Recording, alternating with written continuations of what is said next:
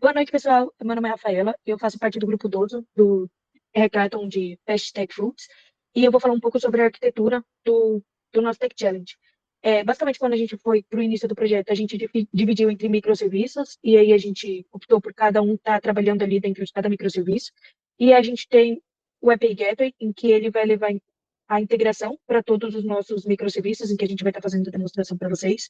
A gente também trabalhou ali com Kubernetes, e a gente também utilizou a mensageria do RabbitMQ. Aqui embaixo, para uma leve demonstração, a gente montou alguns cenários, alguns BDDs, para estar explicando o funcionamento de cozinha com um funcionário, ou com um cliente, com um pedido, e como isso tudo ia estar sendo integrado. Então, aqui embaixo, a gente também colocou alguns desses cenários. Partindo um pouco levando para a parte de mensageria, aqui em cima a gente explicou o funcionamento da fila de mensagens, então o cliente criando um pedido e aí criando a fila de mensagem que a cozinha vai estar consumindo e entregando novamente o pedido. E aqui a gente colocou uma informação, então o pedido criado é igual a notificação para a cozinha, pedido a ser rejeitado pela cozinha, seria igual a uma notificação para o cliente, e o status do pedido atualizado, uma notificação para o cliente. Então na parte de mensageria a gente utilizou o RabbitMQ. Aqui é um pouco sobre a nossa estrutura de como a gente montou ali, né? Então, aqui seria o cardápio, aqui seriam as categorias que estariam dentro do nosso cardápio, um pedido e como seria um pedido final. Então, aqui também consta todos os status dos pedidos, e aqui embaixo, dos nossos endpoints. Aqui seria uma estrutura final de como a gente deixou estruturado o nosso projeto para o funcionamento dele. Bom, eu vou entrar aqui num quesito de as justificativas técnicas das decisões arquiteturais que a gente tomou. Então, na arquitetura de microserviços, a gente permitiu que a gente escolheu através de microserviços, porque permite que pequenas pessoas trabalhem em serviços independentes, em que facilitaria, né, o desenvolvimento, a atualização do código, escalabilidade e a adoção de diferentes tecnologias para diferente contexto também, promovendo uma resiliência, pois a falha em um serviço não acaba derrubando o outro. Então, se acontece de um update de o microserviço de funcionário não acaba batendo ali de frente com o do cliente, por exemplo. A API Gateway a gente utilizou para centralizar, né, as nossas preocupações que de outra forma teriam que ser implementadas em cada microserviço. Então, ele simplifica a comunicação cliente-servidor e evita expor a topologia interna dos microserviços. O DDD, né, é um modelo ou software em torno do domínio de negócio, resultando em um código mais expressivo, robusto e fácil de manter. Então, até mesmo pela clareza de quem consegue estar lendo o código, uma facilidade do entendimento de onde está a infraestrutura, onde está o domínio, onde vai estar todas as aplicações e onde está o funcionamento dos nossos microserviços. Para persistência de dados, a gente utilizou o SQL Server. Fala do MongoDB? Aí uma dúvida, pessoal. Pode falar, eu estou usando. Tá. Então, para persistência de dados, a gente utiliza o SQL Server e o MongoDB. O SQL Server porque ele é ideal para dados transacionais complexos, com forte consistência e relações. Então, a partir de pedidos, clientes, produtos. E o MongoDB é utilizado para os semi-estruturados, flexíveis e de alto volume. Então, ele oferece uma escalabilidade horizontal e agilidade no nosso desenvolvimento. Como mensageria síncrona, a gente utiliza o RabbitMQ para que ela desacopla os microserviços, tornando-os mais independentes e resilientes a falhas de outros serviços. Então, habita uma comunicação assíncrona entre os eventos de integração, então o Order Create Event e o Order Cancellate Event, essencial para manter a consistência eventual em um sistema distribuído. E a orquestração com Kubernetes, que fornece uma plataforma robusta e escalável para gerenciar containers em produção. Automatiza o deployment, escalabilidade, self-healing, service discovery e o gerenciamento de volumes, reduzindo a complexidade operacional do nosso sistema. Bom, aqui eu vou falar um pouco sobre o nosso diagrama de entidade e relacionamento, onde a gente montou toda a estrutura e o funcionamento, né, do nosso banco de dados. Então, a gente montou e separou em algumas tabelas. Então, vou começar explicando aqui pelo lado esquerdo. A gente colocou uma tabela à parte sobre os cargos, onde seriam cadastrado gerente, funcionário de cozinha, de limpeza e tudo mais, e ele é de 1 para N de funcionários. Então, um cargo pode estar em diversos funcionários. Já para a tabela de funcionários, ele possui algumas informações aqui, como o ID, que é uma primary key, e um funcionário pode trabalhar e atuar em diversas ordens e pedidos, assim como um cliente pode criar diversas ordens ou pedidos. Então, a nossa relação aqui também é de 1 para N. Já partindo para o lado complexo das ordens, a gente separou entre os itens do pedido dentro de uma ordem. Então, uma ordem pode ter N itens de pedido, e esse item de pedido, ele pode receber diversos produtos que podem ter alguns tipos de unidade e algumas categorias também. Então, basicamente, no nosso diagrama de entidade de relacionamento, a gente optou por estar fazendo essa separação do banco de dados. Então, boa noite. Eu sou o Gianfranco, vou apresentar agora o microserviço de client, feito em .NET com Clean Architecture e Docker. Ele faz parte do sistema Fast Tech Food e ele é exclusivamente utilizado para cadastro e autenticação dos clientes. A função do microserviço é criar, fazer login por CPF ou e-mail, tudo separado dos outros microserviços. O fluxo básico da aplicação, a API recebe uma requisição, envia para o application, aplica as regras de domínio, salva no banco via infrastructure e responde a requisição. A estrutura do projeto ele é dividido em uma API, que controla as rotas e configurações, application, onde vão ser definidos os casos de uso, domain, com entidade e regra de negócio, o infrastructure, com banco de dados e acesso aos dados, e o persistence, com os migrations e afins. A configuração da aplicação se dá pelo program, aqui, e pelo app settings JSON, definido aqui, com algumas configurações de banco de dados. O cliente tem... O cliente... Tinha que deixar tudo aberto isso aqui, né?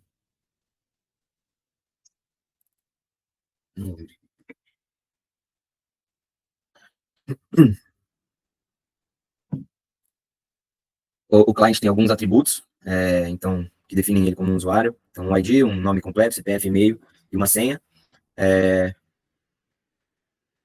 Bom, nos casos de uso, os handlers estão na camada de application e cuidam do cadastro do login, usando o MediaTR e algumas validações com Fluent Validation.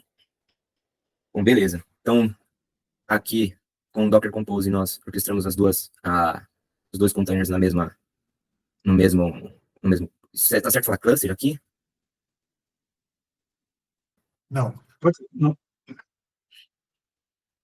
Vou falar que você orquestrou com o Docker Compose, seu microserviço. Ah, tá. Então, aqui o microserviço foi orquestrado com Docker Compose, compartilhando do mesmo network. Aqui já está rodando também a API Gateway, vai ser responsável pela autenticação do cliente e recebimento da requisição. E agora eu vou fazer uma demonstração aqui da aplicação, direto pelo Visual Studio, vou mandar um request aqui, cadastrar um novo cliente. E aqui ele retorna o ID do novo cliente, retornando 201, que o cliente foi criado com sucesso. Boa noite, pessoal. Meu nome é Rafaela. Eu vou estar fazendo uma apresentação sobre o meu microserviço, em que eu fiquei responsável pela parte de criação ali do funcionário. Eu vou demonstrar aqui, basicamente, como que a gente está fazendo através do Swagger, a criação de um funcionário, a atualização e o delete, e também de como ele está pegando todos, e também eu posso fazer a demonstração via o API Gateway. Então, para estar fazendo a criação de um funcionário, eu vim aqui preenchendo com um nome, um e-mail para ele, e-mail.com, uma senha, e quando eu dou o execute, ele vai estar dando o código 201, então que deu certo, e logo quando eu já dou um get aqui, ele vai pegar todos os usuários que já estão cadastrados. Então, eu vou utilizar esse mesmo para estar fazendo uma atualização, onde eu venho aqui, coloco o ID dele, e vou fazer a alteração de atualizando o nome. Aí deu o código 200 novamente, então se eu der um execute aqui no get, ele atualizou. E vou agora fazer o delete desse mesmo usuário para estar demonstrando o funcionamento. E aí ele tem um código 200. Bom, o meu projeto ele foi dividido em API, Application, Domain, Infrastructure, e também tem a pasta aqui onde tem os códigos de teste para o Create, para o Delete e para o Update. Aqui eu vou demonstrar a integração dele com o API Gateway. Então, primeiro a gente tem que estar fazendo o login. Aí, esse daqui seria o get, então ele pegaria as informações que eu tenho dentro da minha tabela. Eu vou criar um novo worker aqui para a gente utilizar ele também como base depois de delete e de atualização. Então, ele criou esse novo worker. Aí eu vou só pegar o ID dele certinho. Dando um update aqui no funcionário. Então, vou colocar o nome de Rafaela.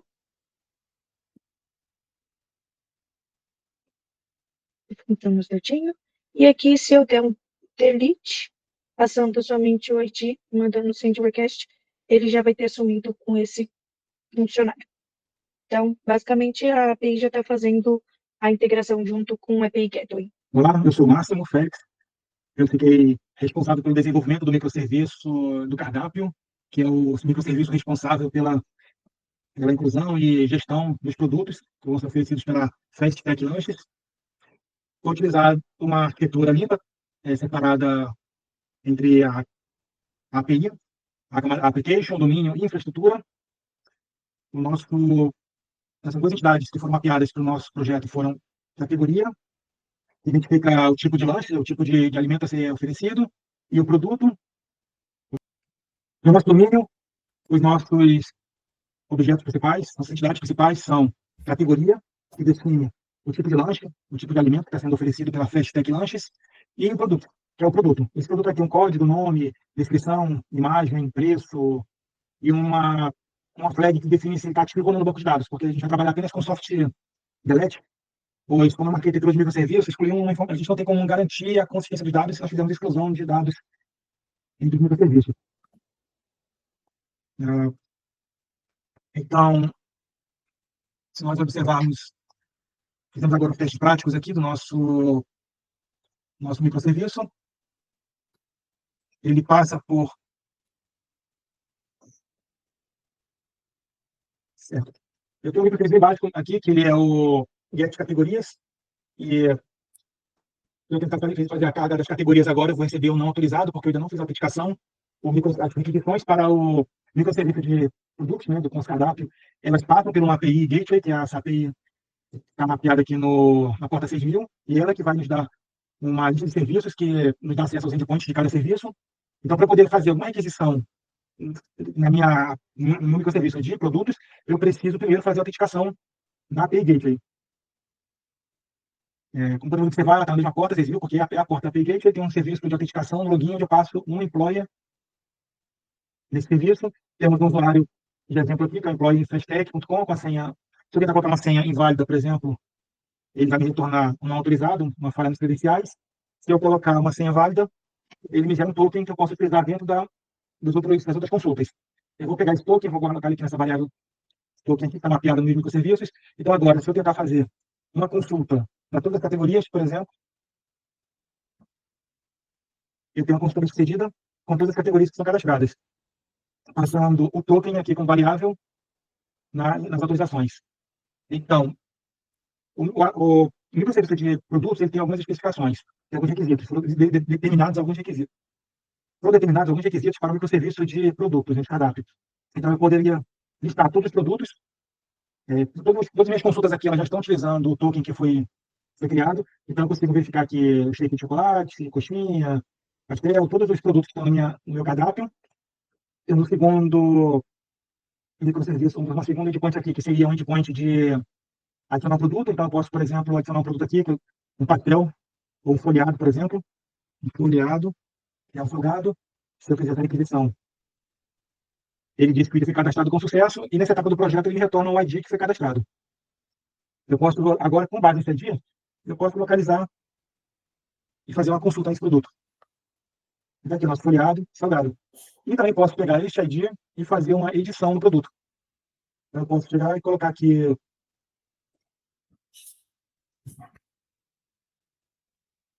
ele é um folheado premium. Na descrição eu posso botar folheado premium também aqui, por exemplo. No banco de imagens aqui eu posso definir imagens. No cadastro eu posso não ter as imagens, eu posso depois definir as imagens. Então, vamos dizer que eu tenho uma imagem chamada folheado nesse endereço. E vou passar aqui no meu RIB aqui, na minha requisição, o ID do produto. Se eu fizer isso, o item foi atualizado com sucesso. E se eu voltar a consultar esse meu item, esse meu produto pelo ID, agora eu tenho um folheado premium com a imagem definida e tudo. Eu também posso precisar, de acordo com nossos requisitos, ser capaz de obter produtos por nome. Então, se eu procurar, digamos, todos os produtos que tem shake em nosso cardápio, eu recebo aqui o shake de banana, de chocolate. Mas se eu procurar, por exemplo, folheado, ele me traz o folheado que nós cadastramos agora há pouco. Assim como também pode me trazer um pastel. Já estava na nossa base. E, por fim, nós temos um último requisito, que era pesquisar produto de uma determinada categoria. Então, no começo eu pesquisei as categorias. Eu tenho categoria nutrição, que deve me retornar os meus shakes nutritivos. Então, se eu procurar os produtos dessa categoria, aqui o shake de banana, shake de chocolate e demais. E se eu procurar a categoria de lanche,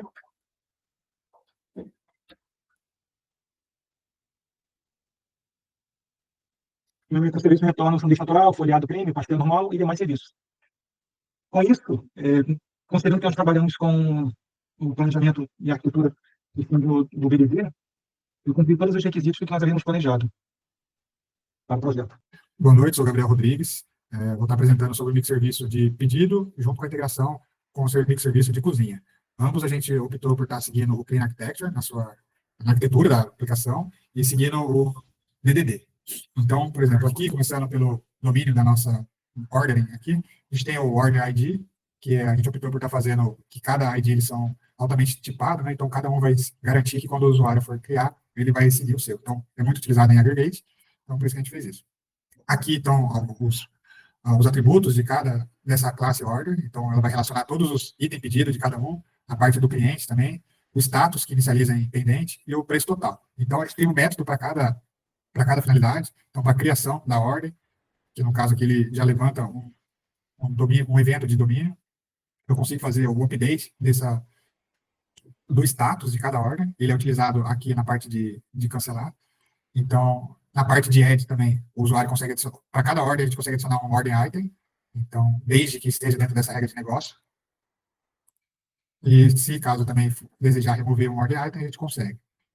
E a parte de cancelar, ele valida se o status atual não é diferente desses aqui, para permitir que o usuário consiga cancelar.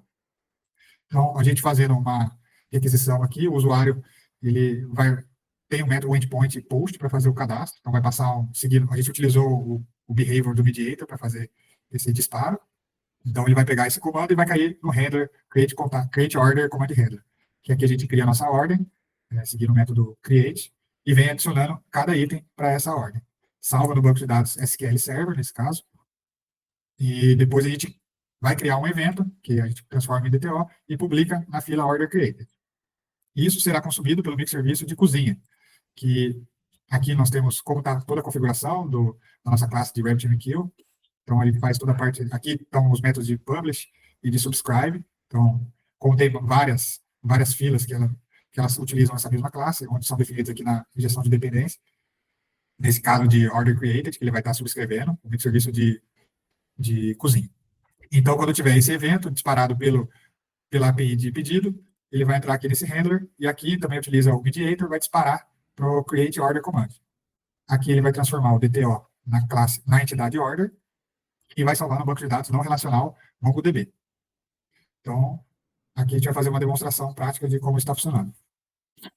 E tudo isso acessado pela API Gateway. Aqui a gente tem a configuração dela, então toda a parte de autenticação do token.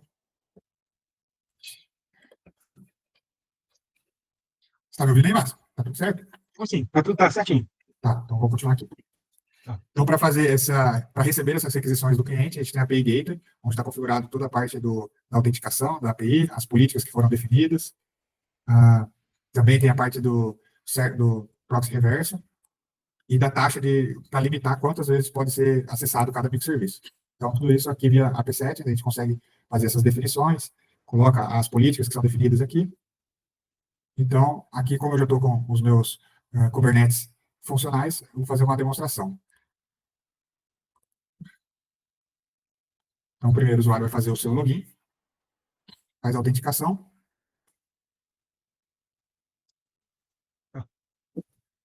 Então, vamos fazer uma demonstração desse fluxo de criação de um pedido e o aceite da cozinha.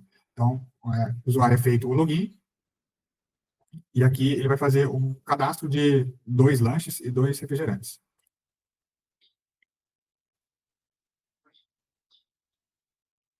Nesse caso, retornou 201 com esse ID que foi cadastrado. Então, a gente consegue visualizar tanto no log do nosso pod, que através do nosso login de behavior, ele mostra todas essas etapas do start, inserção no banco de dados e a mensagem publicada nesse evento.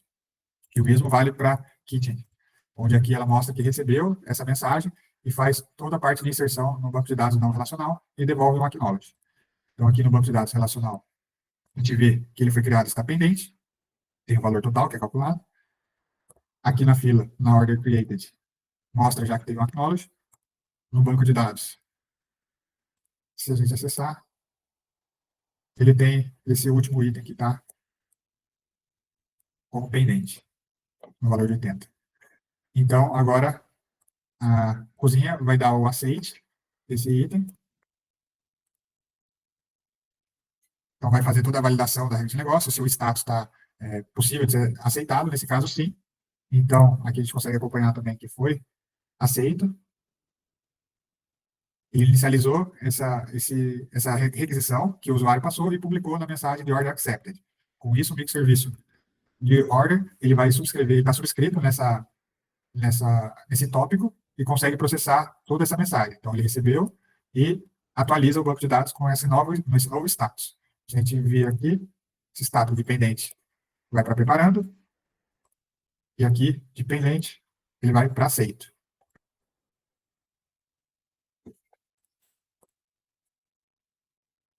Então, agora eu vou fazer um caso que o usuário vai fazer o cadastro e a cozinha vai rejeitar esse pedido. Então, vou simular que está fazendo um pedido de um lanche e um refrigerante. É feito esse cadastro. E no banco de dados a gente vê que está pendente. Aqui ele entra como pendente. E agora a cozinha vai rejeitar esse pedido. 200 ok. Ordem foi rejeitada. Aqui a gente consegue visualizar esse status mudando para rejeitado. E aqui ele é enviado na fila order rejected, que aqui já processou pelo microserviço de pedido. Aqui a gente consegue visualizar que mudou para rejeitado. Agora vamos fazer uma simulação de um pedido errado. O usuário tentou fazer uma compra de 100 lanches. E ele vai cancelar esse pedido.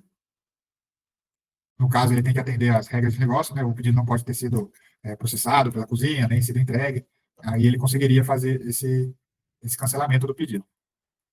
Então, aqui ele inicializa, né, como pendente. No caso, está um valor muito alto. Aqui a gente consegue ver que também está aqui, mesmo status. E a cozinha vai rejeitar, o usuário vai cancelar esse pedido. Então, a nossa API de cancelar. Tornou 200, order cancelada. Então, se a gente visualizar aqui, foi cancelado. O mesmo vale nesse banco de dados. Mostrando um pouco sobre a parte de automação dos nossos repositórios, né, a parte de Continuous Integration, Continuous Development. Aqui a gente estruturou seguindo o GitHub Actions. Então, está configurado, esse é o exemplo de CI/CD, do microserviço de pedidos. Então, faz toda a restauração, o build, o teste, faz o build da imagem Docker, depois publica no hub do Docker e faz a conexão com o Azure para fazer o deploy dessa imagem no AKS. Então, aqui eu vou mostrar o exemplo de uma pipeline que rodou. Nesse caso aqui, a pipeline só roda quando tem um pull request na branch master. Então, aqui mostra que tudo passou e foi concluído com êxito. Para a parte de deploy, a gente conseguiu executar todas as etapas, só não está conseguindo fazer o deploy porque a gente atingiu a parte utilizou todos os créditos aqui no Azure, no AKS. Então, mas a princípio está tudo configurado e tudo funcional. Comentando sobre um pouco a observabilidade, aqui a gente instrumentou os nossos microserviços com Prometheus. Então, tem toda a configuração aqui dos microserviços, onde faz o scrape de cada um. Ele vai pegando o service e vai mapeando. Então, aqui a gente tem, por exemplo, o deployment da Grafana, que a gente tem toda a configuração da spec, do container, o volume onde ele armazena esses dados, e a parte de serviço também da Grafana. Nesse caso, a gente optou por Node Port, porque a gente quer ter acesso a essa porta 30300, onde vai estar visualizando os dados propriamente dito. Então, aqui eu estou com as imagens rodando no Kubernetes, não estou com todos os microserviços, por causa de limitação de hardware aqui da máquina, para não ficar sobrecarregado e estourar a minha capacidade. Então, aqui, nesse caso, a gente está com 2 microserviços, que a gente consegue visualizar aqui, estão todos de pé. E aqui a gente tem um histórico também de uso de memória, a parte de CPU. Então, a gente configurou alguns thresholds aqui de alerta para quem está fazendo esse monitoramento. Também a gente consegue medir o tempo que cada microserviço leva para responder. Aqui a gente tem a quantidade de requisições por serviço também. A parte de status code, então a gente consegue ver se tem algum problema, algum 500 ou 400 para estar investigando. Aqui também a parte de true output por endpoint, né? Então a gente pega o número de requisições processadas por unidade de tempo. E aqui um pouco de histórico ao longo do tempo de cada microserviço na parte de CPU e de memória utilizada. Então a gente também colocou alguns alertas aqui, no caso está hipotético, né, de 60%, para a gente ficar monitorando cada microserviço.